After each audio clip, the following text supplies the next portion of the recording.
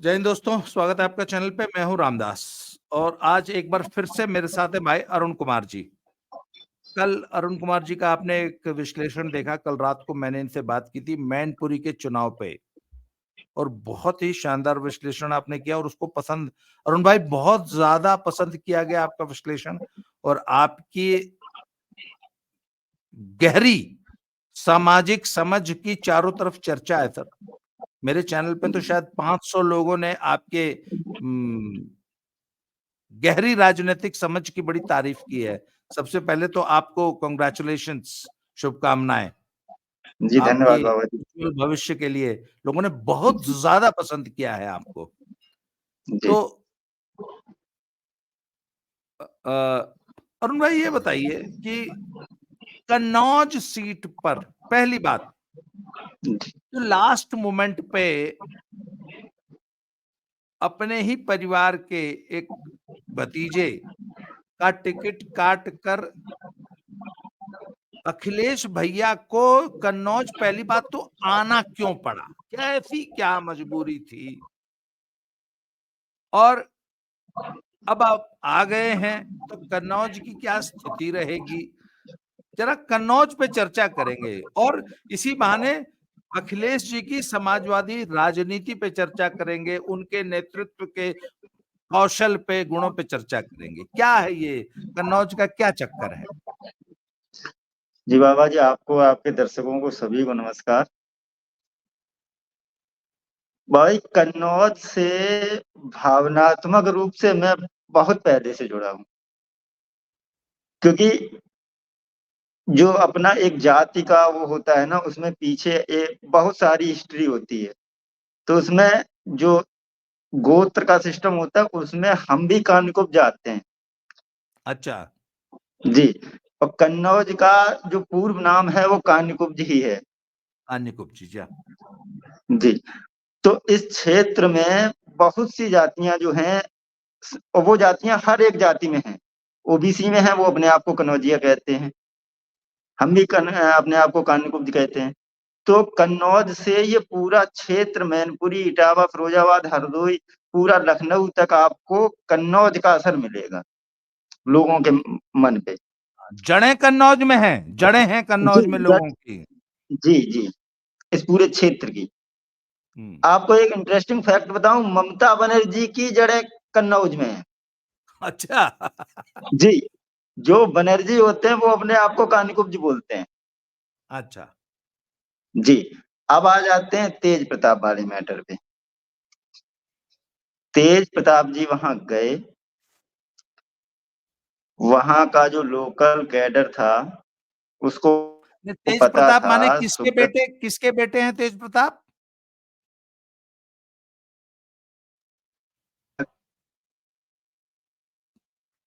आज कुछ नेटवर्क जी बाबा गड़बड़ जी, है। आपका प्रश्न सुन नहीं पाया, वो आवाज ब्रेक हो गई।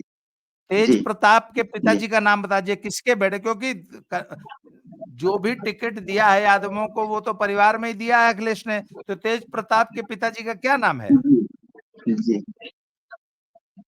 तेज प्रताप जी के पिताजी का नाम है श्री रणवीर सिंह यादव, अच्छा। जिनके नाम से सैफई महोत्सव लगा करता था। रणवीर सिंह स्मृति में हम्म। जिनके नाम पे सैफई महोत्सव लगा करता था वो है।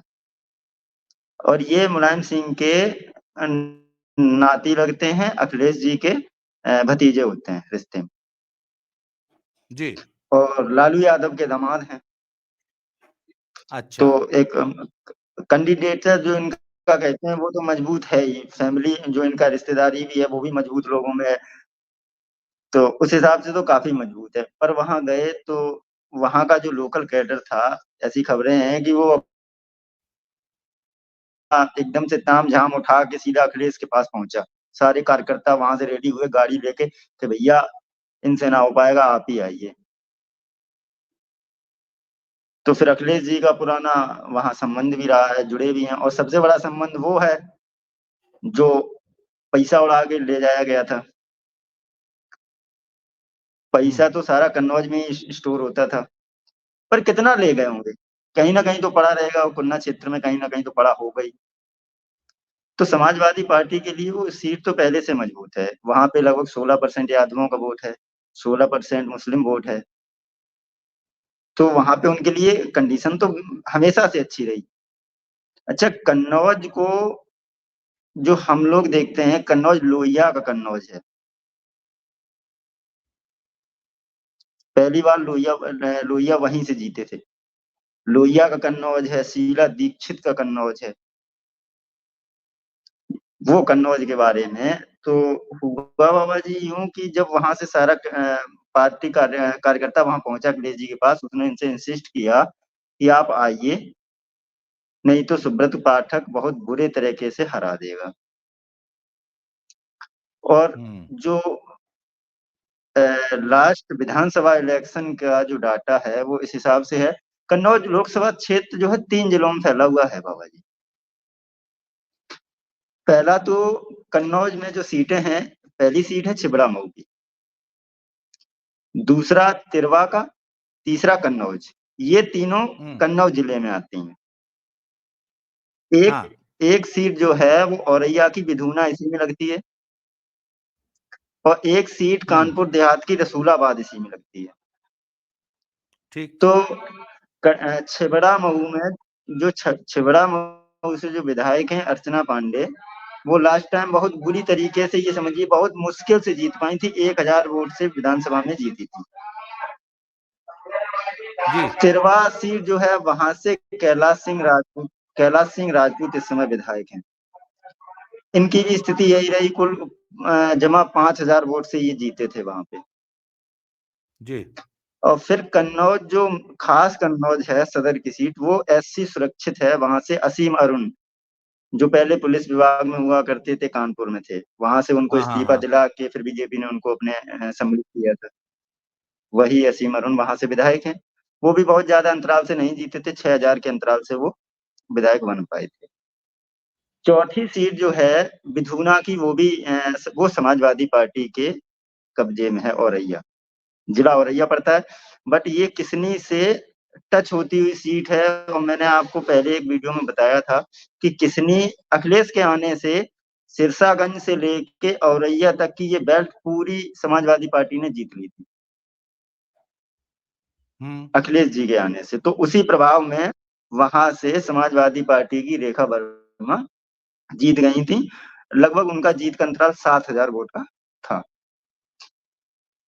सबसे इंटरेस्टिंग सीट जो है वो है रसूलाबाद की, कानपुर देहात में ये सीट पड़ती है। यहाँ से बीजेपी की पूनम संखवार करके हैं, और ये सीट सुरक्षित है। तो वो यहाँ से लगभग 22,000 वोटों से जीती थी। तो अगर इन सब सीटों को कैलकुलेट किया जाए, तो यहाँ इसी को कैलकुलेट किया जाए तो बीजेपी की लीड लगभग 27,000 वोट की हो जाती है, विधानसभा के आंकड़ों के हिसाब से देखा जाए तो। जी। पर विधानसभा में वोटिंग पैटर्न बिल्कुल अलग होता है, लोकसभा में वोटिंग पैटर्न बिल्कुल अलग होता है। यहाँ पे लोग नेशनल मुद्दों को लेके भी वोट करते हैं, लोकल पॉलिटिक्स उसमें उतनी इन्वॉल्व नहीं होती है। तो मेरा मानना है कि 27,000 से लीड बढ़ेगी बीजेपी के पक्ष में, क्योंकि लास्ट टाइम भी हम लोग कहते हैं कि डिम्पल जी चुनाव लड़ रही थी। डिम्पल जी नहीं थी, वो अखिलेश ही थे। अच्छा। कभी कभी गांव गली में ये होता है कि सीट जैसे महिला सीट आ जाती है तो महिला को लड़ा दिया जाता है, तो आखिर में वो प्रधान का चुनाव वो पुरुष ही लड़ता है, बट वो महिला सिर्फ दिखावे के लिए होती है। टेक्निकली महिला होती है, प्रधानपति हो जाता है वो है ना। हाँ, वो प्रधानपति हो जाता है, बिल्कुल सीट। जी जी। तो तो वहां पे लड़ तो सांसद अखिलेश पति। ही रहे थे, और अखिलेश ही हारे थे। अब सांसद पति कहने में अच्छा। थोड़ा सा अजीब लगेगा, जी थोड़ा अजीब लगेगा, और ऐसा कर नहीं सकते ना। पर फिर भी सांसदों के प्रतिनिधि नियुक्त हो जाते हैं, क्योंकि आपको रहना लखनऊ में है, अखिलेश जी करैल से विधायक हैं, तो वहां पे विधायक प्रतिनिधि उपस्थित हैं। तो ये है इनका कन्नौज का सिस्टम। मुझे लगता है फाइट टाइट होगी, बट सुब्रत सुब्रत पाठक जीत जाएंगे। बीच में कुछ ऐसी खबरें आई थी कि लोधी वोट में थोड़ा नाराजगी है सुब्रत के खिलाफ, बट मुझे नहीं लगता कि वो हो पाएगा, क्योंकि बाबा जी ने और पार्टी कैडर ने जिस हिसाब से वहां पे डेरा डाला, और सारी नाराजगी दूर की गई। तो उस हिसाब से मुझे नहीं लगता कि अच्छा, बीजेपी वहां से हारेगी। शाक्य वोट कितना है कन्नौज में? शाक्य वोट के बारे में बाबा जी डाटा मेरे पास नहीं है, बट मोटा मोटा डाटा ये है कि ब्राह्मण वोट वहां पे 15% है, हाँ। राजपूत वोट वहां पे 10% है, जो लोधी राजपूत होता है वो, हम्म। प्लस क्षत्रिय। इनके बाद वहां पे दो वोट बैंक जो है, एक तो आपका ये मुस्लिम वोट बैंक और ये यादव वोट मिला के 32% हो जाता है। और विदुना क्षेत्र में इनको ब्राह्मणों का वोट मिलता है, वहां पे वो ठाकुर बनाम ब्राह्मण का भी थोड़ा सा रहता है, तो वहां पे ब्राह्मणों का वोट कुछ हद तक मिलता है। अच्छा, बसपा ने कैंडिडेट दिया है? जी, बसपा ने मुस्लिम कैंडिडेट दिया है यहाँ से। और जो कौन है? पहले समाजवादी पार्टी में ही थे, अकील अहमद पट्टा। वो कैसा चुनाव लड़ रहे हैं? वो उनका चुनाव का ये रहेगा कि मुस्लिम वोट की जो टेंडेंसी होती है जो वोट देने की, वो कि पहला वोट अपने भाई को, फिर सपाई को, फिर बसपाई को, फिर जो भाजपा हराई उसको। तो उस हिसाब से वो वोट वहां जाएगा। कहाँ? तो वहां पे वहां उनके पास अकील अहमद पट्टा के पास, बसपा के पास जाएगा वो वोट। अच्छा, मतलब पहला जी भाई, चूंकि भाई, क्योंकि मुस्लिम मुस्लिम कैंडिडेट बसपा ने दिया है तो मुस्लिम, मुझे लगा कि अखिलेश को मुंह देख के शायद बसपा में वोट न जाए, पर आप कह रहे हैं कि नहीं, बस मुस्लिम वोट, चूंकि मुस्लिम कैंडिडेट है बसपा से, तो वहां भी जाएगा। वहां जाएगा, 100% जाएगा। मैं आपको कुछ पिछली बार के आंकड़े बताऊं तो इस कॉन्स्टिट्यूंसी में जो दोहरे वोट है, जो जाटो वोट है, वो भी काफी अच्छी तादाद में है। जैसे हाँ। पिछली बार कन्नौज सदर से सारे कैंडिडेट, सारी पार्टियों के कैंडिडेट वो दोहरे ही थे। हम्म। ये असीम अरुण भी उसी समुदाय से आते हैं, उनके सामने भी वही कैंडिडेट थे। तो फिर भी असीम अरुण के होने के बाद वहां पे 9.5% जो वोट है वो बसपा के पास रहा था। जी। जहां पे दोहरे वोट था, और उन्हीं के समुदाय का कैंडिडेट खड़ा था जाटव समाज से, तो वहां पे 9.5% तक वोट मायावती का गया। और बाकी की सारी विधानसभाओं में 14.5% मायावती के पास वोट रहा था। इसका मतलब ये है कि 5% का ये वोट जो है बीजेपी की तरफ जाता है, ये लोकल नेताओं की वजह से, असीम अरुण की वजह से, और जो वहां पे लोग हैं उनकी वजह से। जी, असीम अरुण जी जो कि पहले भी पुलिस के बड़े अधिकारी रहे हैं, तो जी वोटरों में एक सेंस ऑफ प्राइड होता है कि भाई जी हमारे बीच का लड़का इतना जिंदगी में तरक्की किया, पुलिस का इतना बड़ा अफसर बना, और फिर उसको पार्टी ने जो है इतना बड़ा सम्मान दिया, टिकट दिया, विधायक बनाया, तो वो अपनी कम्युनिटी में जो एक पकड़ होती है ना, एक वो उसका असर जी पड़ेगा। वो तो वो असीम अरुण की वजह से दोहरे वोट भाजपा में भी आएगा।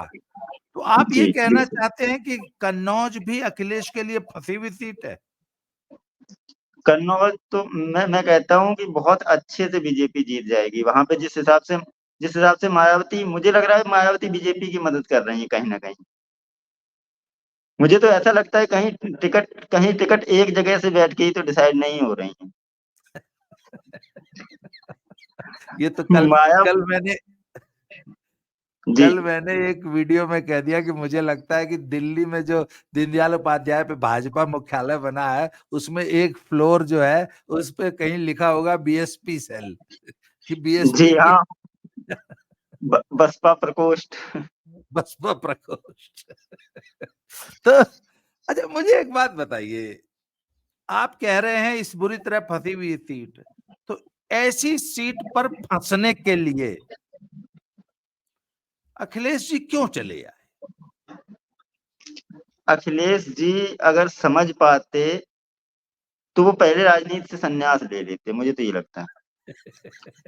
ये तो ना, आप लोग ना बड़े निष्ठुर, बहुत निर्दयी होकर विश्लेषण करते हैं यार। अखिलेश जी के लिए ना अच्छा लड़का है यार, ऐसे ऐसे शब्द बोलते हैं ना नहीं, आप लोग। वो बहुत अच्छे हैं। मैंने अपने जीवन का जो पहला वोट डाला था वो भी मैंने अखिलेश को ही दिया था। अच्छा। वो युवा जोश वाला वो सिस्टम था। 12th किया था, अखिलेश जी को मैंने वोट दिया था। वो लैपटॉप का लालच भी उस समय कहीं न कहीं मन में था। तो उस समय हाँ, अखिलेश जी को मैंने वोट दिया था। हाँ। बट आगे और सुना था बहुत कि ऑस्ट्रेलिया से पढ़ के आए हैं, बिल्कुल जातिवाद में कोई भरोसा नहीं है। तो उससे उठ के वोट उनको दिया था। बट फिर आगे जब उनकी सरकार उन्होंने चलाई 5 साल, तो उसमें समझ में आ गया कि क्या एजेंडा है। मेरे जो क्लास के सबसे बैक बेंचर थे, वो सारे जॉब में लगाए गए। जिस तरीके से मैं आज भी बाबा जी कहता हूँ कि वो लेखपाल होने के बाद भी वो बच्चे, कि अगर आप उसको किलोमीटर से मीटर में चेंज करने को कह दें, तो वो नहीं कर पाएँगे। वो आज भी इंग्लिश नहीं पढ़ पाएँगे। वो पूरे सिस्टम पे दबाव बने हैं, वो पूरे सिस्टम को बर्बाद किए हैं। वो जहाँ भी जॉब कर रहे होंगे, वहाँ वो उस पूरे सिस्टम को आग लगा रहे होंगे। अच्छा अरुण भाई मुझे एक बात बताइए।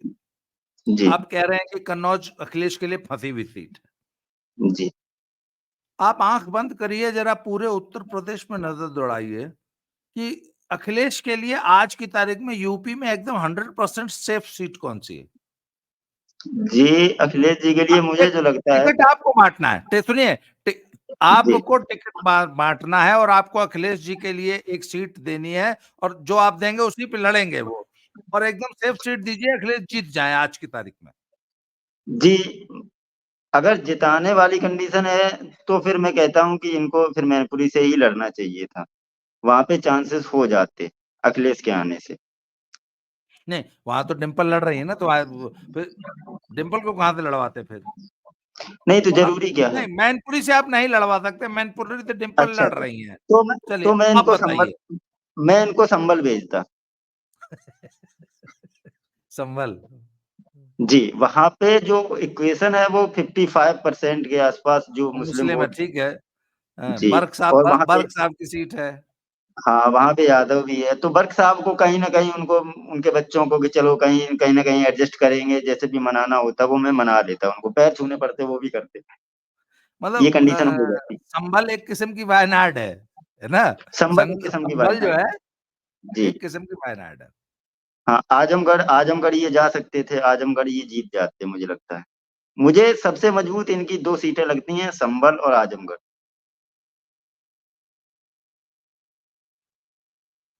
तो सर एक बात बताइए आजमगढ़ तो ये पिछली बार मैंने इनको लड़ते हुए देखा है जी, और पिछली बार ये सिर्फ सूटकेस के बल पे आजमगढ़ जीते हैं और जी। जबकि सुनिए इस गलतफहमी में मत रहिए आप पिछली बार बहन जी का वोट पूरा का पूरा ट्रांसफर हुआ ये मैंने देखा अपनी आंख से देखा पूरा चुनाव में मैं वहां 45 दिन तक मौजूद था अपनी टीम के साथ जी। पूरा बहन जी का वोट ट्रांसफर हुआ था प्लस जम के पैसा चला था ऐसा पैसा चला था कि आप सोच नहीं सकते बंटू यादव संटू यादव जितने भी थे प्रदेश वाले सब अपना अपना फॉर्च्यूनर में नोट भर के पहुंचे थे इतना नोट बांटा गया था तब भी ढाई पौने पौने 3 लाख वोट से 3 1 लाख के एग्जैक्टली आप बताते हैं 3 लाख वोट से जीते थे नहीं तो निरहुआ ने पानी पिला दिया होता तो इस बार चूंकि कभी हम्म कभी-कभी बाबा जी ऐसा नज़र आता है कि बीजेपी इनके लिए सॉफ्ट कॉर्नर रखती है। इनको इनको कभी-कभी बिल्कुल फील्ड खुला छोड़ देती है कि ठीक है, आ जाओ। ये सिचुएशन रहती है इनके लिए। अब जो है अब पॉलिसी में शिफ्ट होता दिख रहा है। अब इनको कहीं से भी बिल्कुल हल्के में नहीं लिया जा रहा। और जहाँ तक ये मेरी कुछ मुझे लगता है कि संघ की भी एक पॉलिसी है कि इनको डाउन किया जाए और मायावती को फ्रंट पे लाया जाए। मैं बड़ी ज़िम्मेदारी से कह रहा हूँ, संघ का बिल्कुल क्लियर कट एजेंडा ये है कि इनको समाजवादी विचार को इसको कम किया जाए और मायावती के विचार को ऊपर लाया जाए, मायावती को मुख्य विपक्षी बनाया जाए। और आप ये कुछ सालों में होते हुए उत्तर प्रदेश में देखेंगे। और जिस हिसाब से मायावती जी कार्य कर रही हैं, वो इसी तरफ पूरा ध्यान दे रही हैं कि वो उनको अभी इससे मतलब नहीं है कि मैं जीतूँ या हारूँ। उनको सिर्फ़ उनका ध्यान ये है कि ये जितना कमज़ोर हो पाएँ इस चुनाव में इनको उतना कमज़ोर कर दो, फिर मुस्लिम वोट अपने आप मेरी तरफ शिफ्ट करेगा। जिस हिसाब से उन्होंने मुस्लिमों को टिकट दी, मुस्लिम वर्ग भी ये देख रहा है। मतलब आपका कहने का ये मतलब है कि 2024 का लोकसभा चुनाव मायावती स्वयं जीतने के लिए नहीं, बीजेपी को जिताने के लिए नहीं, बल्कि अखिलेश को हराने नहीं, अखिलेश को एकदम मटियामेट नेस्तनाबूद करने के लिए लड़ रही है। जी, मैं क्या, ये तो जो अंधा होगा उसको भी समझ में आ जाएगा। जिस हिसाब से धनंजय सिंह का भी टिकट चेंज हुआ, यहाँ एटा में जो हुआ, मैनपुरी में जो दिल्ली में हुआ, हुआ। सात मैनपुरी में साख कैंडिडेट को बदल के, जहां पे बीजेपी का वोट कट रहा था, वहां मायावती ने ऐसे कैंडिडेट को चेंज कर दिया और ऐसे कैंडिडेट को टिकट दी जो समाजवादी पार्टी को नुकसान पहुंचाए। यस, जानबूझ के ऐसे लोगों को टिकट दिया गया है जो कि समाजवादी पार्टी का वोट काटे, भाजपा का न काटे। जी जी, बिल्कुल सही है। तब फिर तब तो मेरी बात सच होती नजर आ रही है। फिर 80 में से आप कितनी सीट जीतेंगे 80 में अखिलेश, इस हिसाब से? अगर अगर मायावती की ये योजना जमीन पर उतर गई तो 80 में कितनी सीट अखिलेश को? अंडा भी हो सकता है। हाँ यार, मैंने तो फिर भी 2 सीट दे रखी थी। दो दो मैं दो तो जीत जाएंगे हमारी हालत में, दो दो तो कहीं ना कहीं से निकाल लेंगे। या दो, क्योंकि मुझे लग रहा था बीच बीच में लगता था जैसे घोसी भी थोड़ा सा डवाडोल सी रहती है। मैं मैनपुरी दे के रखता हूँ इनको, और एक आध और मैं मेरा ये मानना था कि 78 सीट बीजेपी जीत जाएगी, 2 अखिलेश जीत सकते हैं। 2 का 3-4 भी हो जाता है, इसमें कोई बड़ी चीज नहीं है, एक आध छोटी छटकी इधर उधर कभी कभी जी हाँ, दुर्घटनाएं भी वो हो होती हैं। जाए। जी जी। पर जो आपने थ्योरी दी है कि किसी भी कीमत पर बसपा जो है इनको जीतने नहीं देगी, इसी नियत से चुनाव लड़ रही है, और जो कल आपने मैनपुरी की रिपोर्ट दी है और जो आज आप कन्नौज की दे रहे हैं, तो हाथी की तरह, जैसे 2014 में हाथी ने अंडा दिया था, इस बार कहीं समाजवादी पार्टी अंडा तो नहीं दे देगी? कोई बड़ी बात नहीं है बाबा जी, ऐसा हो जाए लोकतंत्र में, ये किसी के लिए मुश्किल नहीं है। जो इंदिरा गांधी जैसी लोग भी हार सकती हैं, तो फिर मुश्किल तो उनसे बड़े तो नेता भी यहाँ पे नहीं है कोई भी। खैर, चलिए, अंडा अंडा हो चाहे ना हो, पर ऐतिहासिक लो टच करेंगे। जैसे पहले 5 सीट रहा ना इनका, ऐतिहासिक लो 5 रहा है, जी, पांच रहा 2014 है। में भी, 19 में भी। जी जी, पांच रहा है। इस बार मुझे लगता है 5 से कम हो जाएंगे, 4। चार हो जाएं, हमें तो लगता है तीन भी हो सकते हैं, दो भी हो सकते हैं। 0 भी हो सकते हैं। हाँ, परिवार हो सकता है, संसद भी ना पहुंचे, ये भी कंडीशन आ सकती है। हाँ।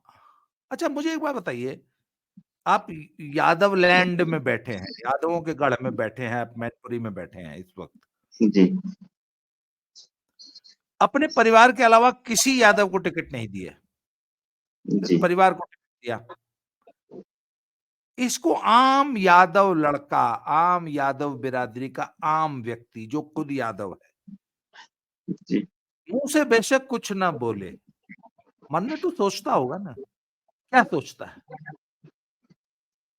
बाबा जी, आप इसको अगर देखें तो यादवों में इस समय दो प्रकार के यादव हो गए हैं। एक तो जो यादव हो गए हैं, और जो एक अभी भी उसी कंडीशन में, जिसको वो कहते हैं, समाज कहता है कि कुछ अहीर रह गए हैं, कुछ यादव हो गए हैं। हम्म। आम यादव जो हमें दिखता है, वही यादव नहीं है। यादव इस समय इतनी बुरी स्थिति में है, अभी भी वही स्थिति है। जो जिसको कहते हैं छेरिया, जिसको कहते हैं बकरी, बकरी पालन भी अभी भी यादव करते हैं। वो डंगी लेके शाम को निकलते हैं, वो काम भी करते हैं। वो अभी भी दूसरों की बटाई पे खेती भी करते हैं। आम यादव वो मतलब नहीं है। आम यादव वही नहीं है जो हमको फॉर्च्यूनर में घूमता हुआ दिख रहा है। वो 1%, 2% लोग हैं। हम्म। यादवों में जो नगरों में यादव पहुंच गया है, उसकी एकदम से मानसिकता चेंज हो गई है। वो प्रो बीजेपी मेंटेलिटी का हो गया है। जो गांव में यादव है, वो अभी भी इनको सपोर्ट करता है, बिल्कुल जिसे भगवान को एक तरीके से माना जाता है, उस तरीके से। तो उसको अभी ये फ़र्क नहीं पड़ता है कि ये क्या कर रहे हैं, क्या नहीं कर रहे हैं। उसको बस ये मतलब है कि मुझे अपनी जाति को वोट देना है, अपनी जाति को स्थापित करना है पूरी सोसाइटी के ऊपर। और जिस प्रकार से सोशल मीडिया ने इतनी इंफॉर्मेशन एकदम से लोगों के ऊपर डाल दी है, लोग दि लोग उस डाटा को प्रोसेस ही नहीं कर पाते, पचा हुँ, नहीं पाते हैं। हुँ, फेक न्यूज़ में और रियल न्यूज़ में लोग डिफरेंस नहीं कर पाते हैं। और जो जातिगत प्राइड वाली बात है, उस नाम पे अभी भी गाँव शहर के लोगों में वो जातीयता उतनी कम हो जाती है, गाँव में वो नहीं होती है। गाँव में वो अभी भी उसी लेवल पे विद्यमान है और उसी के चलते आम यादव को फ़र्क नहीं पड़ता है कि ये कब तक ये विफल होंगे, कब तक नहीं होंगे। शहरों में फ़र्क पड़ता है, शहरों में लोग मूव कर रहे हैं, इनसे किनारा कर रहे हैं और उनको फ़र्क क्या पड़ेगा? फ़र्क उसको पड़ना चाहिए जो पार्टी में कार्यकर्ता के रूप में काम कर रहा है, कि कल मैं विधायक बनूँगा। बट वो वहाँ पे विधायकी के लिए काम ही नहीं कर रहे हैं, वो चाहते हैं कि मुझे ठेका मिल जाए, पट्टा मिल जाए और वो आज भी उनको मिल रहा है, बीजेपी की गवर्नमेंट में उनको मिल रहा है। तो उन्हें फ़र्क नहीं पड़ता है कि किसकी सरकार है, किसकी नहीं है, वो कल कल वहाँ थे, आज बीजेपी में आ गए। अच्छा, एक एक एक चीज़ एक मेरे मन में बहुत दिनों से सवाल था, कल वाले मैनपुरी वाले विश्लेषण में भी एक मित्र ने जो है नीचे कमेंट में पूछा है, ये कमरिया और घोसी जो जी, यादवों में जो 2 वर्गीकरण है, इसका ज़रा समझा दीजिए। हमारे यहाँ इसको कहते हैं ग्वाल और ढढ़ोर, हमारे पूर्वांचल में यादवों जी, में 2 शाखाएँ चलती हैं, एक ग्वाल, जी, एक ढढ़ोर। जी। तो हमारे यहाँ तो कहते हैं कि जो मुलायम परिवार है वो ढढ़ोर है, इधर क्या ये कमरिया हैं कि घोसी हैं? इनके बारे में घोसी कहते हैं कि हमारे इधर से हैं। सबसे बड़ी बात तो ये है कि ये राहुल गांधी जैसा सिस्टम हो जाता है कि वो मैं वो जनेऊधारी ब्राह्मण हूँ, क्रिश्चियन समझता है कि हमारा क्रिश्चियन है, हुँ, गांधी कहता है हमारा गांधी है। और हाँ, वो पारसी कह सकता है कि हमारा है। तो इनका कहीं न कहीं कुछ कुछ लोग कहते हैं कि इनका ट्रेस बताते हैं फिरोज़ाबाद से। तो हमारे यहाँ के वो कुछ दोस्त हैं वो कहते हैं कमरिया हैं और उधर के कहते हैं कि नहीं यहाँ से गए हैं तो घोसी हैं। पर जहाँ तक मुझे पता है ये घोसी हैं। तो इसमें ये है कि हमारे यहाँ एक एक बहुत प्रचलित बात है जिसको कहते हैं पहले ये डिवाइड बहुत ज़्यादा हुआ करता था। तो एक चलता है घोसी घोसी घूरते रह गो, कमरिया ब्याह ले गो। क्या ये इसको था। ज़रा समझाइए? इसका मतलब ये है कि कहीं कुछ शादी का सिस्टम था, वहाँ पे किसी कमरिया ने शादी कर ली थी और वहाँ पे दोनों लोग दावेदार थे। घोसी भी हाँ, दावेदार था शादी के लिए और कमरिया भी दावेदार था। तो शादी कमरिया की हो गई थी तो वो चिढ़ाने के लिए कहते हैं घोसी घूरते रह गो मतलब घूरने का मतलब देखता रह गया और देखता कमरिया रह शादी गया। कर ले गया।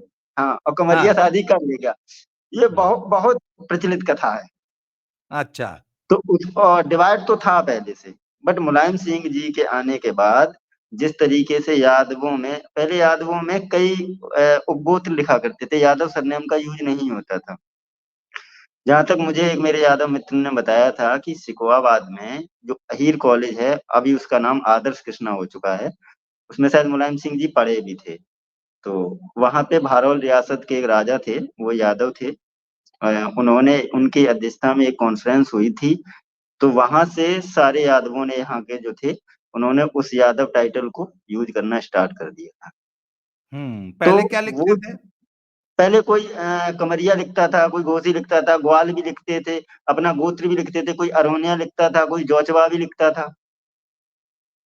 और पहले हुँ, पहले सरनेम लिखने का इतना प्रचलन भी नहीं था।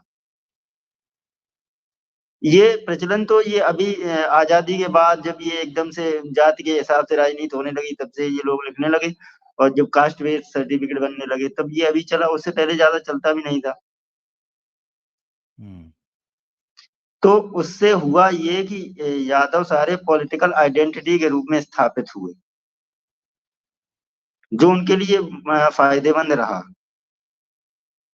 बट शादी संबंध को लेके वही सिचुएशन है जैसी आम सभी में होती है कि घोसी अपने आप को ऊंचा कहते हैं, कमरिया वहां से लड़की कमरियाओं में नहीं आती है, सब इस तरीके से चलता है।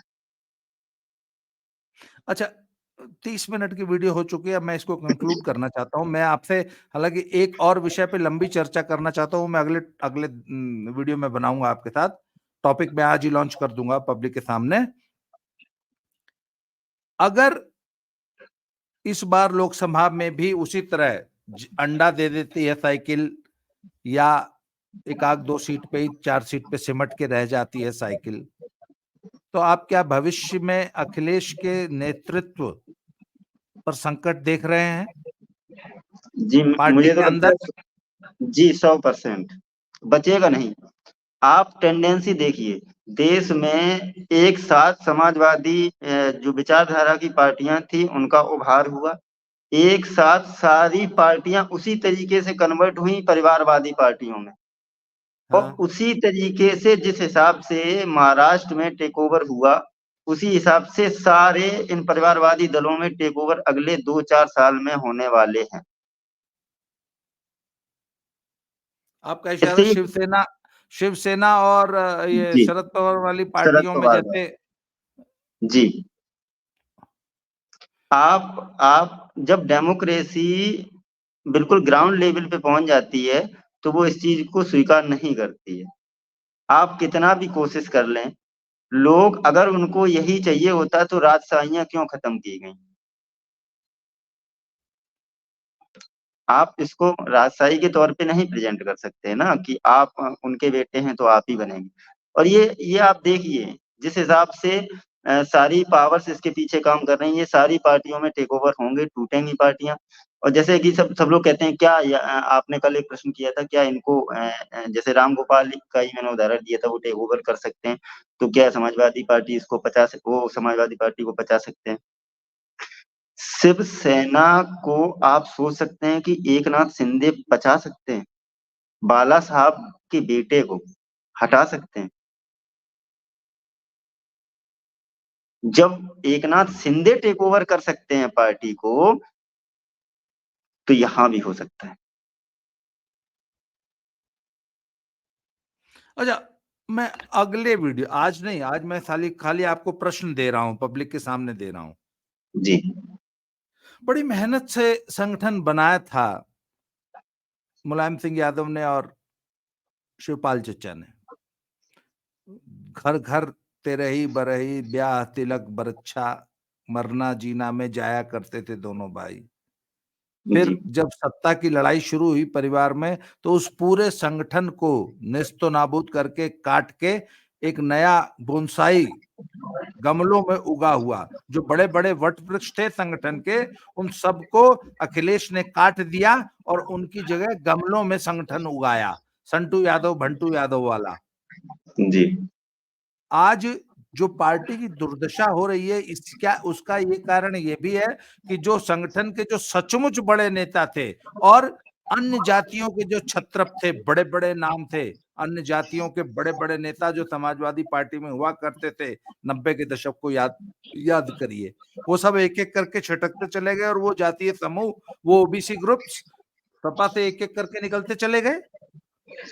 उसके बाबा बाद जी जी, जी और उसके आप बाद अपना प्रश्न कर लीजिए। हाँ, उसके बाद जो यादवों में भी जो संगठन था, उसमें भी जो पुराने क्षत्रप थे, वो लोग जिनका गांव में जिनके पास 1000-2000 वोट हुआ करता था, जो जी 5000 लोगों को प्रभावित कर सकते थे, उन सबको अखिलेश ने काट दिया और उनकी जगह संटू यादव भंटू यादव नामक बोनसाई गमलों में जी उगाए। क्या? बाबा जी हाँ, जी, मैं आपको बोलिए। बताऊं, मैं एक वाकया अपनी जीवन का शेयर करूं, फिर आपको पूरा समझ में आ जाएगा। जब मेरे बगल में एक यादवों का गांव है, वहां पे मैं जाता था, तो जो दादी वहां पे हुआ करती थी, तो वो मेरे हाथ का मीठा लिया करती थी। मीठा इन द सेंस किस करना हाथ को, वो। और मुझे उनका एक एक एक ट्रेडिशनल वो जो होता है बेला जिसको बोलते हैं, उस बेले में दूध और मिठाई दी जाती थी। और मैं उसको खा पी के बड़ा हुआ। वो उन लोग मैं कहता हूँ यादव इतनी प्यारी जाति होती है, इतनी भली जाति थी, उसको इतना एकदम से ऐसे प्रेजेंट किया गया गुंडे की तौर पे, माफिया के तौर पे, जबकि एक्चुअल में वो जाति उस तरीके की नहीं थी और ना है। वो प्रेजेंट हो गई। उस दौर में भी जब चोरी डकैती इस क्षेत्र में हो रही थी तो यादव उसमें कम पार्ट ले रहे थे, और जो जातियां थी वो उसमें पार्ट ले रही थी, पर उसमें बदनाम हुआ आम यादव। और वो जो पुरानी पीढ़ी के यादव थे, बाबा लोग, जिनको हम लोग दद्दा बोलते थे आम में, उनका सोसाइटी में व्यवहार था। वो आके अगर कह देते थे तो लोग उनकी बात सुनते थे व्यवहार में, अरे दद्दा गुजरा जो अपने अपने अपने एरिया के। उनकी सोसाइटी में एक वैल्यू थी, हर जाति में उनकी वैल्यू थी। बट जो आज के ये लड़के हैं, उनका सोसाइटी में कनेक्ट ही नहीं है।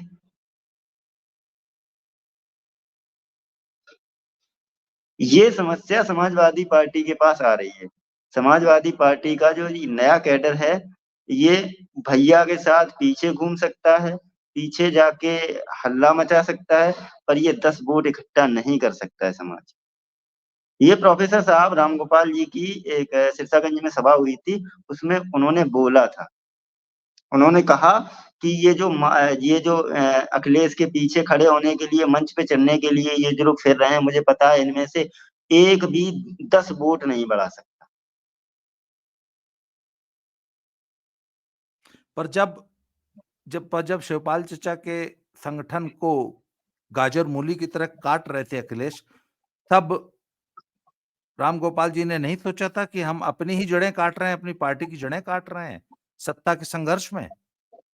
बुद्धिमान व्यक्ति के विचार दीर्घकालीन होते हैं।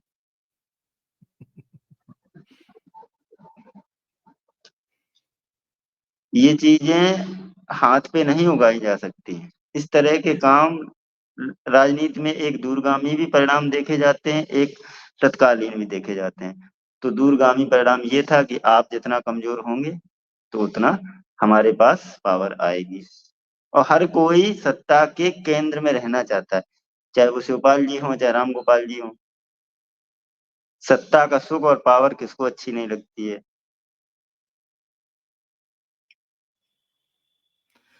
तो मित्रों, दर्शकों, ये थे अरुण भाई। अरुण भाई, अगले वीडियो में हम सपा ने कैसे अपने सांगठनिक ढांचे को बर्बाद जी किया, तहस किया, इस पे चर्चा करेंगे, और इसके क्या तात्कालिक परिणाम और क्या दूरगामी परिणाम होंगे, और आने वाले 5 से 10 सालों में सपा को इसका क्या खामियाजा भुगतना पड़ेगा, इसकी चर्चा हम अगले वीडियो में करेंगे। आज के लिए इतना ही। बहुत बहुत धन्यवाद, आपने समय दिया। फिर से मिलते हैं। Thank you very much. जी, नमस्कार।